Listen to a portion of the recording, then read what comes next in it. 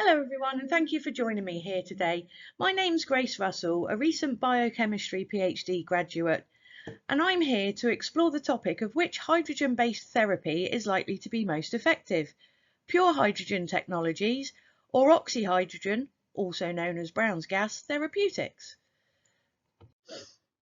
In the rapidly evolving global market of inhalation devices, consumer confidence in hydrogen-based products is paramount, ensuring each individual can benefit from enhanced safety and greater satisfaction from the innovative and reliable technology.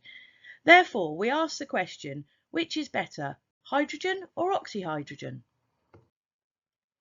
As research into this area of healthcare and wellness is relatively new, being established in 2007 with the seminal paper by Osara and colleagues, as yet there are few, if any, direct comparative studies, and so the truth of the matter of which is better, hydrogen or oxyhydrogen, is we just don't know. However, we do know that although hydrogen gas is non-toxic, effective antioxidant, breathing pure hydrogen can lead to oxygen deprivation over time. It's worth remembering that oxygen is essential to life, and that any reduction in oxygen consumption can have unwanted effects on cells and tissues. For example, oxygen is required for essential energy production, here, and if there's not enough oxygen to produce energy in the form of ATP, reactive oxygen species can form in the electron transport chain, here and here, which then contribute to oxidative stress. To calculate the percentage of each gas consumed, a simple formula representing the amount of each gas in the breath can be applied. By dividing the volume of oxygen by the volume of breath minus the volume of oxygen, you get a ratio that represents how much oxygen is present in relation to other gases. Multiply this figure by 100 to convert it into a percentage of each breath. For example, an average healthy person inhales roughly 500 millilitres of air with every breath, with the inhalation process lasting around 2 seconds. Considering the maximum flow rate of 450 mL per minute of oxyhydrogen gas, which is what I use for my PhD studies, and the volume of intake with each breath, females will inhale 2.5% hydrogen, whilst males will inhale approximately 2% hydrogen. As we can see from the table here, if we increase hydrogen levels, we displace other gas levels in the breath. With pure hydrogen delivered at the rate of 300 millilitres a minute, we see that the percentage of oxygen inhaled is reduced to 19% in females and 19.5% in males. This is quite concerning, as round about a 2% drop in oxygen, whilst not life-threatening for healthy individuals, can still have noticeable and potentially serious health effects.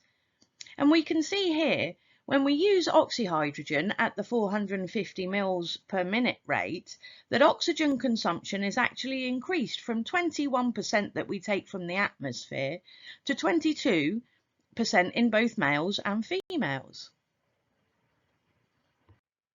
So let's take a look what the research says about oxyhydrogen. Clinical evidence gathered during the COVID-19 pandemic in China, where oxyhydrogen inhalation was studied in hospitalized patients with COVID-19, demonstrated this combination of gases could reduce airway resistance and improve chest pain and breathlessness, improving hypoxic conditions induced by the COVID-19 disease.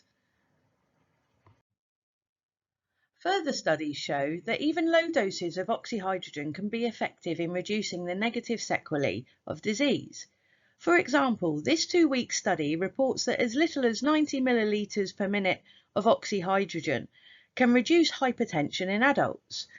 Interestingly, the therapy was more effective in older adults than in the middle-aged, perhaps due to the physiological changes such as increased oxidative stress and inflammation that are associated with aging. In clinical trials involving patients with COPD, a disorder where too much oxygen, known as hyperoxia, can induce discomfort and distress, oxyhydrogen inhalation was found to be more effective in remediating the symptoms of coughing, breathlessness, and sputum production than oxygen alone. Similarly, in clinical investigations of tracheal stenosis, a condition characterized by severe airway inflammation, oxyhydrogen therapy demonstrated superiority over oxygen again in reducing the effort required for inspiration. However, whether hydrogen or oxyhydrogen would be more effective in these cases has yet to be tested. In conclusion, although the academic and clinical jury is still out as to whether hydrogen or oxyhydrogen inhalation therapies are more effective, the inclusion of oxygen gas shows promise in alleviating symptoms relating to a lack of oxygen, including breathlessness, headaches, and hypertension. Unlike pure oxygen therapy, oxyhydrogen may provide benefits without inducing hyperoxic effects. Albeit, additional research is necessary to determine whether pure hydrogen or oxyhydrogen therapies are more effective. It is important to note, however, that prolonged inhalation of pure hydrogen gas could potentially interfere with oxygen levels and have negative health impacts. Therefore, careful evaluation is essential to understand the optimal therapeutic approach. If you'd like to research this further, these are the references I've used to make this presentation.